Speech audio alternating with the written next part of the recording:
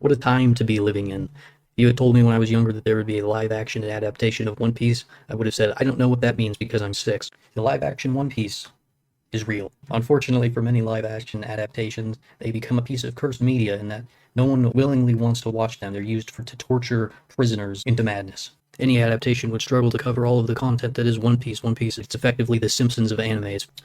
One Piece covers roughly the first 100 chapters of the manga and about 45 episodes of anime and condenses it into 8 roughly hour-long episodes. In this series, I plan to go over the live-action adaptation, the good, the bad, and the ugly. There's plenty of good stuff to be had here, but there's also some very questionable decisions that I don't understand why they made. That being said, there are spoilers. If you haven't watched it, go watch it or don't watch this, I don't know. Or watch this and get spoiled if you want. Overall, it ends up being, I would say, relatively entertaining. If you enjoy the series, a lot of good stuff to be had here. At the same time, people who enjoy the series might miss out on little bits that they really enjoy. There are some iconic moments that are not there. With that short introduction, let's get into episode 1. The series starts off with the execution of Goldie Roger. The point of the scene is to say, hey, here's the king of the pirates, and gets executed, but before he dies, he tells people that all my treasure and stuff is out there to be found, so go find it, which ushers in the golden age of piracy in this world. You get to see some of the characters when they were younger, because this happened 20 some years prior to the events of the series.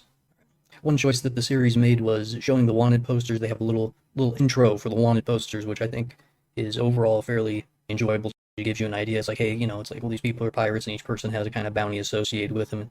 Back then, to an extent, you could kind of gauge how dangerous the individual was based on their value. Instead of being like, this person has a power level of 3,000, well, no, he's worth 20 million berries, whereas the last villain that they fought was worth 15 million berries. After Roger's execution, we're introduced to the main character of the series, Luffy, Straw Hat Luffy, as he's called. That's kind of his moniker for his pirate name. And he's just kind of on a random ship, and it looks like he's talking to the camera, which I thought was really off. But it turns out he's talking to a bird. I will say, over the course of the series, it did end up growing on me a bit, and my initial thoughts, while I wouldn't say were completely unfounded, giving it more of a chance, ended up working out in the end. Well, it cuts to Alvida's ship. Alvida's a pirate captain. I don't remember what the pirate names are, but effectively, she has a boat, which actually looks really nice with the CG. It's like they did a good job adapting that over. It's like a duck boat, I guess, swan boat, if you will. I don't know. Can't remember. I think it's a duck boat. But then you get one of the most insane scenes of the first episode. In the original series, Alvida has a big spike club, which she has again in this. But with this, she has prisoners that she's questioning about the whereabouts of Zoro, the pirate hunter. And when they don't give her the information she wants, she beats a man to death with a duck club. That was very jarring to see. I did not expect that, and it really kind of threw me off. But it had set the scene that it's like, okay, well, maybe this is going to be a little more serious, if you will, than what I would expect otherwise.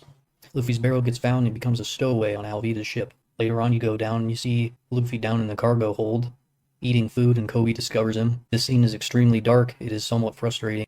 During this scene, we get a little flashback back to a young Luffy. Here we get to see Shanks for the first time in his crew. I think overall things look mostly good. I will say I did not like Shanks' hat. I don't know why they did this. It would seem that the hat that they gave the actor for Shanks is a different hat than the one Luffy has. It's supposed to be the same hat. I don't understand why they changed it. It wouldn't be such a problem if they were good copies of each other, but they're not. Seemingly Shanks' hat is much smaller and looks cheaper. I don't know why they did that. It's kind of frustrating to see. It's literally supposed to be the same hat. I don't know why they didn't just use the same hat. It's literally a prop. I understand you gotta weave the stuff out of straw, but come on, man. It just looks smaller, and it's very strange to see, and I don't like it.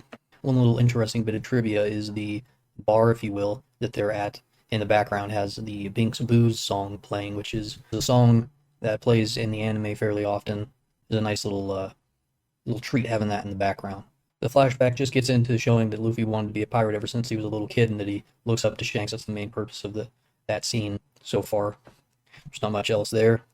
The next scene is the first one that I would say that I have some amount of real problem with. It is rather frustrating. Kobe and Luffy get found out by Alvida, and they get questioned. So in the original series, Alvida once again bullying Kobe, and then him standing up for himself, not knowing that Luffy is actually, strong and can beat all of them up. He doesn't know that, but he still stands up for himself against Alvida anyway, which is kind of a good starting point for Kobe, who's just pretty much been a pushover. With this, it changes it to Luffy telling Alvida that Kobe was talking behind her back under the deck, and that she was mean and everything. And then when she asks Kobe if he actually says this, he says, "Nope, I didn't say that. He's lying. I would never say anything like that." And it really changes up, the purpose of the story.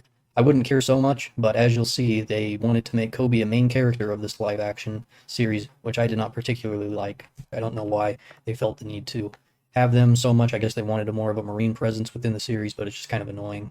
It's like I don't hate Kobe, but they're just showing a lot of stuff that doesn't really need to be there. If you want Kobe to be such a large part of your series, then why ruin one of his first big well, pretty much his first character moment that he's gonna have. So then you get to see Luffy kind of beat up the pirates, and you get to see him use his powers, and that bit's fun. After Luffy beats up Alvida, it switches to Zoro's perspective, and he's on kind of an island, just meditating somewhere, and you have a character come up to him and ask him about joining some organization that at the time you wouldn't know really what it is, and they're trying to get him to join. He says no, and then he ends up fighting the guy and beating him. So in the original series, a little bit of trivia for it. In the original series, you never actually saw this. It was kind of a little offhanded comment. You have, I believe, it's Mr. Seven. When you meet Mr. Seven in the original series, he's a different character, and it's like this is the new Mr. Seven. Answering some of the fan mail, if you will, Oda was like, here's what Mr. Seven looked like, and it's just a little super quick sketch, and they made a whole character out of that, which is a cool thing. So this is what I'm talking about. You have little bits like that where you make a whole character based on drawing effectively, and then you take away one of your main character's foundational character moments that they have in the entire series. It just doesn't make sense to me. The fruit itself looked okay. I don't know. I was like, is this bread? It looked like bread to me almost. I did think it was kind of a weird take on the bar. So normally it's just in like an actual bar. This is kind of like some sort of little beach hut.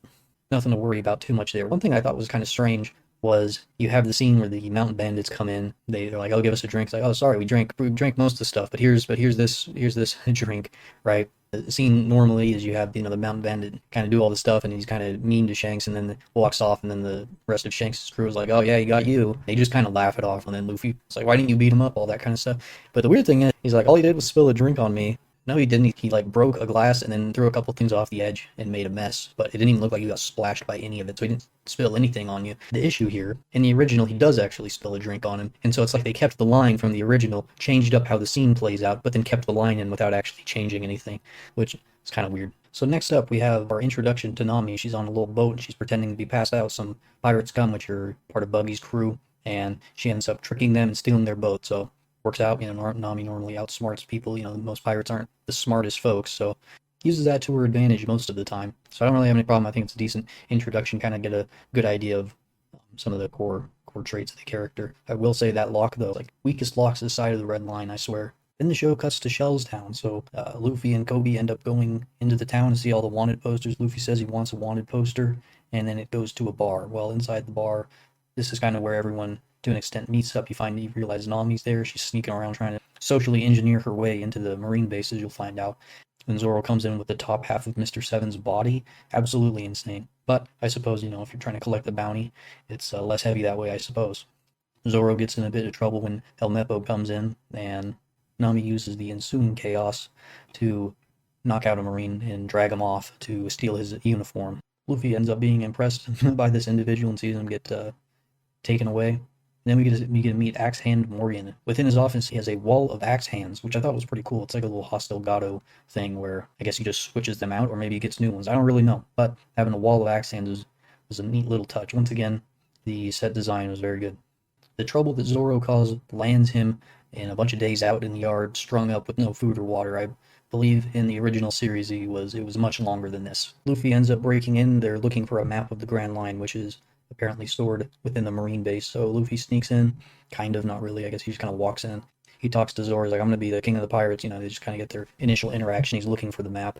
And then it cuts to Nami, who's using the stolen Marine outfit to sneak around within the base, going relatively unnoticed. You end up getting to the map room. She gets found out, and Luffy has also snuck into the map room, figures out that she's lying, and then they decide to work together to get the map. They have a relatively brief and sketchy interaction with Axe Hand Morgan, but they slip past him. They figure out that the safe to the Grand Line map is underneath the floor, and there's some sort of contraption tied to the wall of axe hands to get access to them. While Nami tries to open up the safe, Axe Hand Morgan figures out that they tricked him, and he goes back to his office to chop down the door. They decide to pull the safe out of the floor, and they accidentally get launched into the yard where they start fighting a bunch of Marines.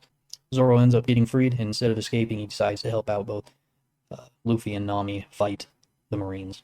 Something to note here, in the original series, Nami could kind of, beat some people up, and traditionally it was her using more so trickery and just outsmarting people. In this, she's a ninja, I guess. I don't know, she has like this bow staff, and then she goes and beats the shit out of a bunch of Marines. I mean, she's effectively Donatello. Like, I don't know how any of these Marines even stand a chance now.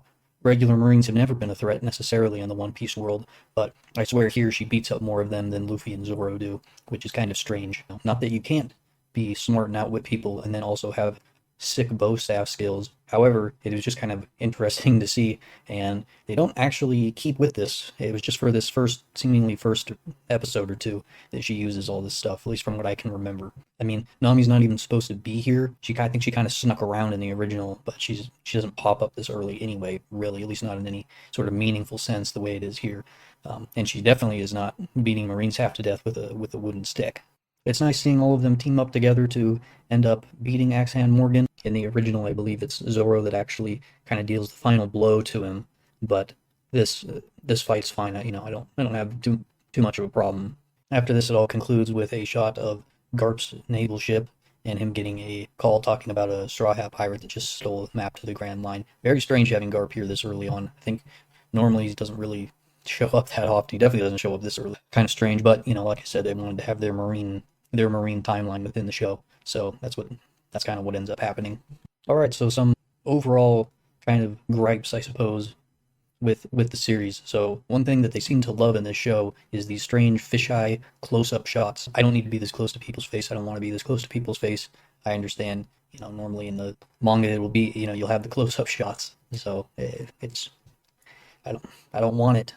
Get it out of here. And I know there's more, and they keep doing it. They love it. There's a weird thing. I don't know if it's just the editing. I don't know if it's the video quality. Not entirely sure. But all the colors seem a little dull. One Piece is normally a pretty colorful series, so I don't know what the right word is. I don't know if it's washed out. Not really sure, but it's strange. Like just the colors don't pop as much as you would think, especially with how colorful everything. I can tell it's supposed to be colorful. Like there are a lot of different colors, but it's not very vibrant. So not really sure what that's about. The CG is better than I would have expected. Once I'm not a huge critic when it comes to that stuff, I guess, at least not in this sense. But yeah, I thought that bit looked good. All the sets look good. A lot of thought, a lot of detail in a lot of them. The costumes look fine. I think not everything's exact, but doesn't need to be exact. So what they have is definitely good enough. All of the actors that they have so far have been okay. Like I said, I didn't really like Luffy too much at first, but that one kind of grew on me. Kobe's fine. Zoro's fine. I know there's a lot of talk about he doesn't really have any emotions. I will say I do agree with that criticism. He doesn't really have that too many emotions. He's just kind of stoic and edgy. He doesn't really, because regular Zoro does. He's mad, he's surprised, he's happy, he does all that stuff. So I don't know why they didn't do it, but I'm not gonna blame the actor for it. I think it's literally just the direction. Don't have any, like, they told him to do that, not like an inherent inability to act out those emotions. So I don't think that's a problem. I don't have any problems with the Nami other than it seems like she's maybe a little too serious. Like I feel like she doesn't really joke around as much as she would normally. So once again, I don't think it's a problem with the actors. Yeah, I think it's a problem with the direction. The transponder snail goes actually insane. I didn't think that they would be able to do it as good as they did, but I love that. I love that thing. That thing is awesome. More of that, please. So how did you feel about episode 1? Did you enjoy it? Is it not very good? Did you absolutely hate it? Did you drop it immediately? Let me know down below. Thank you for watching, and we'll see you next time.